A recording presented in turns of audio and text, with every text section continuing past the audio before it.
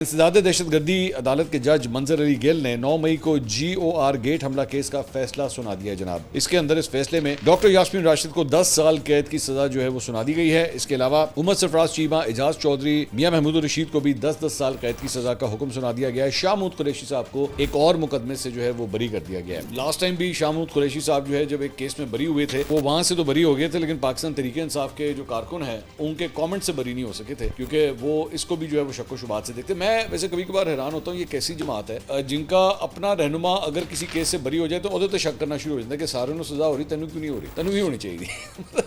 अजीब बात है, मतलब ऐसा माइंडसेट जो है वो बना दिया गया। खैर, अदालत ने दौरान इश्तिहारी करार दिया कि 4 मुल्जिमान को जो है गिरफ्तार करके पेश करने का हुक्म दिया है, जिसमें फारूक अंजुम, हबीब अहमद अरसलान और अकबर खान के नाम जो है वो शामिल हैं। ये चारों जो हैं वो अभी तक इश्तिहारी हैं, लेकिन इनके हवाले से जो है वो कहा गया है कि इनको भी पेश किया जाए। ये बेसिकली वजह यह है कि इन मुल्जिमान को जब पेश किया जाएगा तो फिर इनको सजा जो है वो अनाउंस की जाएगी, लेकिन जो लोग ऑलरेडी कैद में हैं उनके हवाले से सजा जो है वो अनाउंस कर दी गई है।